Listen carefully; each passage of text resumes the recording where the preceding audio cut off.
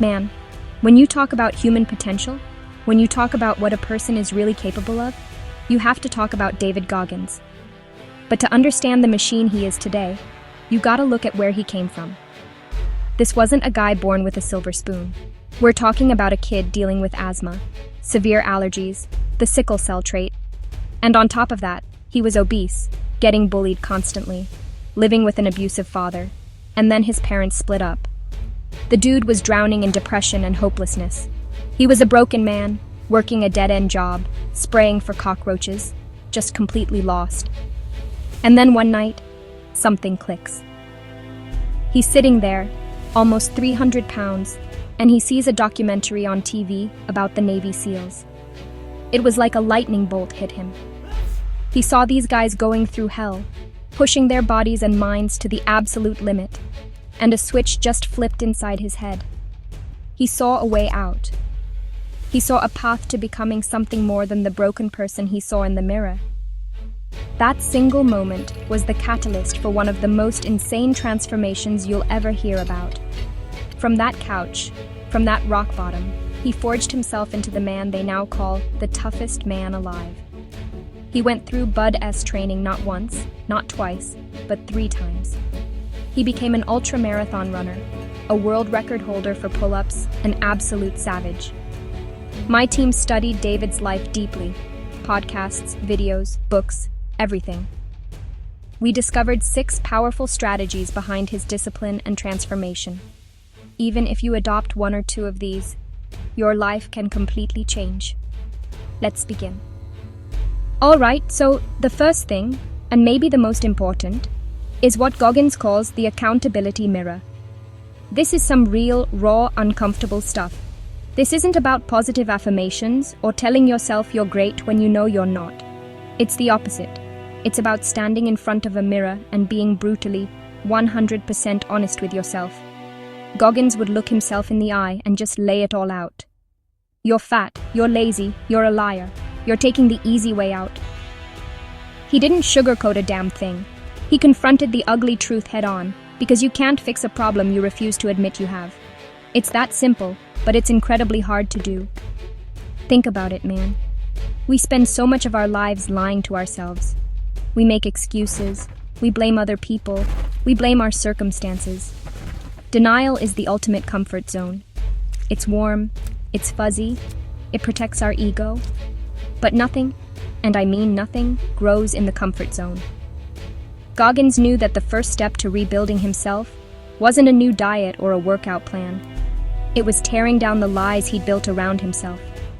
He had to own his failures, own his weaknesses, own every single thing he hated about his life. That ownership is where the power comes from. It's the foundation for everything else. It's not just for people at rock bottom either.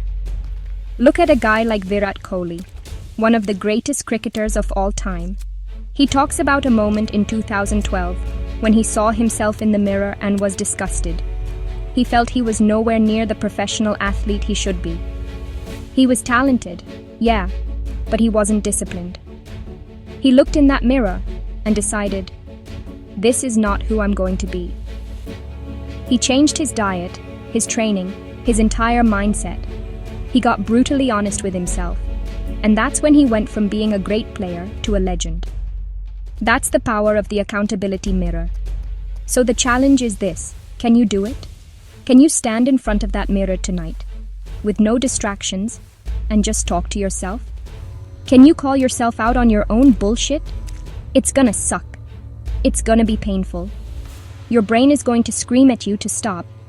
But if you can push through that, if you can face who you are right now, you've taken the first, most critical step toward becoming who you want to be. Honesty is the starting line for greatness. You have to face the truth before you can change it. This next one is a game changer. It's a concept that will completely reframe how you think about your limits. Goggins calls it the 40% rule. The idea is simple. When your mind is telling you that you're done, that you can't go another step, that you have nothing left in the tank, you're really only at about 40% of your actual capacity. That feeling of being completely maxed out, that voice screaming at you to quit, That's just your brain's governor. It's a self-preservation mechanism designed to protect you from pain and discomfort. It's not a reflection of your true physical or mental limits. Your mind is a master of trickery. It wants comfort, it wants safety, it wants the path of least resistance. So when you start pushing yourself, whether it's in a workout, studying for an exam, or working on a difficult project, your brain starts sending out these distress signals way before you're actually in any danger. It says, stop, this is too hard, we should go watch Netflix instead. And most of us listen. We stop at 40%. We live our entire lives in that safe, comfortable zone, never knowing what the other 60% feels like. Goggins' whole philosophy is about telling that voice to shut the hell up and pushing past that initial wall of resistance. Look at his own journey with running. When he decided to become a Navy SEAL, he weighed almost 300 pounds. He had to lose over 100 pounds in less than 3 months. The first time he tried to run, he made it a quarter of a mile. His shins were on fire. He couldn't breathe. His body was screaming. His mind said, "You're done. This is impossible." That was his 40%. But he didn't stop. The next day, he went a little further, and then a little further. He started waking up earlier, running more, ignoring the pain, ignoring the voice telling him to quit. He pushed past that 40% barrier again and again and again. That's how he unlocked the other 60%. By repeatedly and intentionally going to that place of discomfort, he taught his brain that he was the one in charge. He learned that pain is just a signal, not a stop sign. Your real potential, your true strength, it's all waiting for you on the other side of that 40% wall. The next time you're working out and you want to quit, or you're studying and your brain feels fried, just remember the 40% rule. Tell yourself, okay, this is just the first wall, I've got more in me. And then take one more step, do one more rep, read one more page. That's how you start to tap into the power you never knew you had. So, how do you keep going when you're deep in the suck? When you've pushed past 40% and everything still hurts? This is where Goggins' concept of the cookie jar comes in.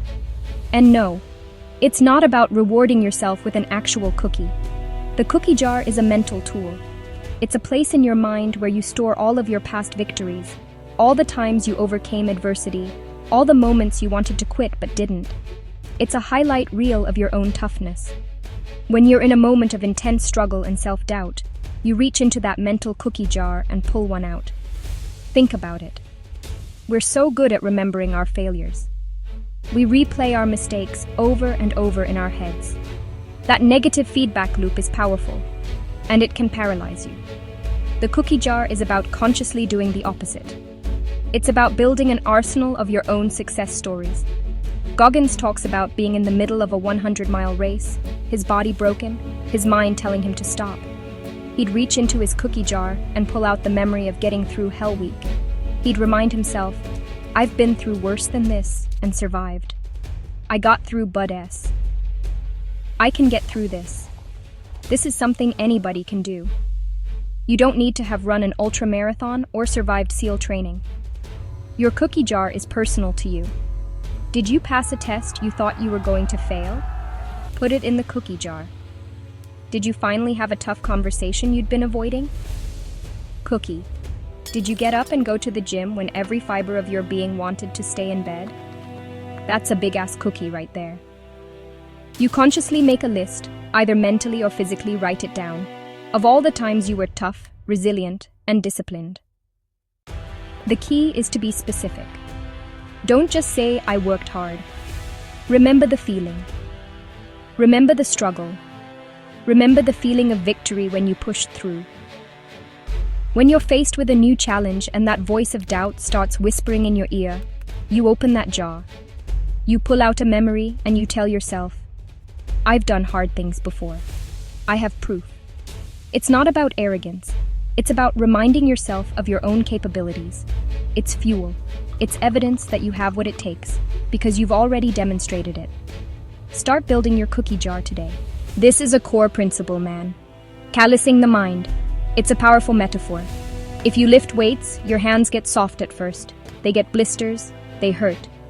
But if you keep lifting, what happens? Your skin toughens up. It forms calluses to protect itself. You can lift more weight with less pain because your hands have adapted. Goggins says you have to do the exact same thing with your mind. You have to intentionally and repeatedly expose it to discomfort and friction so it gets tougher. A soft life creates a soft mind, and a soft mind quits at the first sign of trouble.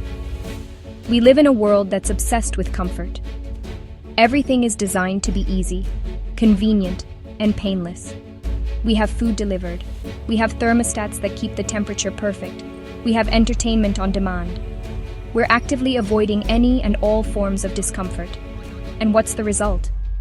When real life hits, and it always does, we're not prepared. A difficult project at work, a conflict in a relationship, a financial setback. These things feel like catastrophes because our minds have no calluses. We haven't trained for adversity. So how do you build these mental calluses? You start small.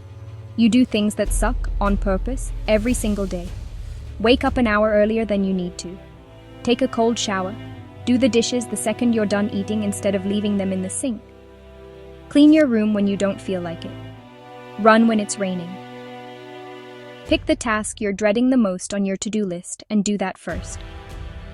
These aren't monumental tasks, but they're small, voluntary doses of discomfort. They are reps for your mind. Each time you choose the harder path, each time you do something you don't want to do, you're building a small callus on your brain. You're teaching yourself that your feelings don't have to be in charge. You're proving to yourself that you can function and even thrive outside of your comfort zone. Then, when the big, unavoidable challenges of life show up, you're not starting from scratch. Your mind is already hardened. It's calloused. It's ready. You have to seek out friction to become unbreakable. When you're facing a goal that seems impossible, like losing 100 pounds or running 100 miles, it's easy to get overwhelmed and just quit before you even start. The sheer scale of the task is paralyzing. This is where the power of small wins comes in. Goggins didn't focus on losing 106 pounds in 3 months. That's too big. He focused on losing 1 pound, and then another, and another. He broke down an impossible goal into a series of possible ones. This strategy is crucial for maintaining momentum and not getting crushed by the weight of your own ambition. Think about Goggins' experience in Hell Week. It's 5.5 days of non-stop, brutal, physical and mental torture, with less than 4 hours of total sleep. If you think about the whole week, you'll quit. Your mind can't process that much suffering. So what did he do? He didn't think about making it to Friday. He just thought about making it to the next meal. Breakfast, then lunch, then dinner. His entire world shrunk down to just the next 6 hours. Survive until the next checkpoint. That's it. And by stringing together these small, manageable victories, he made it through the whole damn thing. This applies to everything. You want to write a book? Don't think about writing 300 pages. Just write 1 page today. Just one. You want to start a business? Don't think about making $1 million. Just make your first sale. Or just register the domain name. Or just write the first draft of your business plan. Break it down into the smallest possible step you can take right now, and then take it. And when you do, you have to celebrate that small win. Acknowledge it. Feel good about it. That small victory gives you a little hit of dopamine, a little bit of fuel to take the next step. Momentum is a real force of nature. It's built on a foundation of small wins. Each tiny accomplishment makes the next one easier. It's like pushing a giant boulder. The first few inches are the hardest. It feels impossible. But once it starts rolling, it gets easier and easier to keep it going. Stop looking at the entire mountain you have to climb. That view will scare you into staying at the bottom. Just focus on taking the next single step, and then the next one. That's how you get to the top. One small, manageable win at a time. This might be the thing that ties it all together. You can have the accountability mirror, the 40% rule, the cookie jar. You can have all the strategies in the world, but But if you don't have a powerful, deeply personal reason for doing what you're doing, you will eventually quit. This is the power of why. It's your purpose. It's the fuel for your fire. When the motivation fades, and it always does, discipline has to take over. And that discipline is fed by your why. Your why is what gets you out of bed at 4 a.m. to go running when it's freezing outside. Goggins' why wasn't just to be a Navy SEAL. That was the goal, the what. His why was to prove to himself that he wasn't the weak, scared, bullied kid anymore. His why was to build a man that he could be proud of. It was to look in the mirror and not see a victim, but a warrior. It was to take all the pain, all the abuse, all the negativity from his past, and use it as fuel. That's a powerful why. It's not something you can just forget about when you get tired. It's burned into your soul. A lot of people have surface-level whys. I want to lose weight to look good at the beach. I want to make more money to buy a nice car. That's fine, but that kind of motivation is flimsy. It won't hold up under real pressure. When things get truly hard, looking good at the beach isn't going to be enough to keep you going. You have to dig deeper. Why do you really want to lose weight? Is it to have more energy for your kids? Is it to overcome a health scare? Is it to prove to yourself that you can keep a promise? You have to ask yourself why over and over again, like a little kid. I want to get in shape. Why? So I have more energy. Why? So I can be a better father. Why? Because my dad was never there for me, and I refuse to be that person. Boom. Now you're getting somewhere. That's a real why. That's a reason to fight. When your why is that powerful, discipline stops being a chore. It becomes a part of who you are. It becomes the most natural thing in the world, because you're not just chasing a goal, you're living out your purpose. Find your why, and you'll find your will.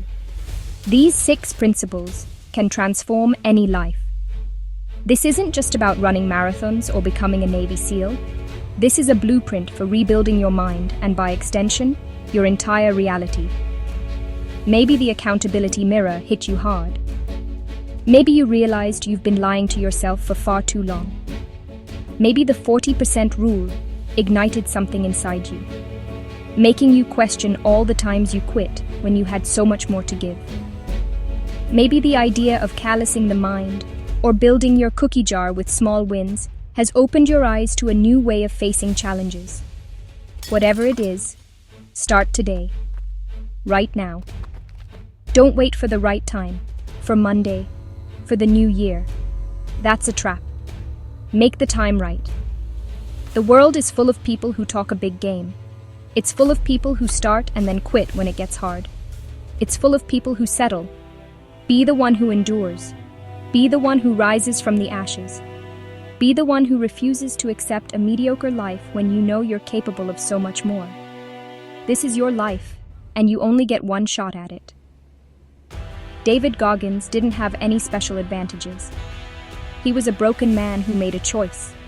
He chose to face the truth. He chose to embrace the suck. He chose to fight. He rebuilt himself from nothing, from the absolute ground up. If he could do that, you can rewrite your entire future too. The past doesn't have to define you. Your fears don't have to control you. Your story isn't over. In fact, if you make the choice right now, it's just getting started. Your story starts now.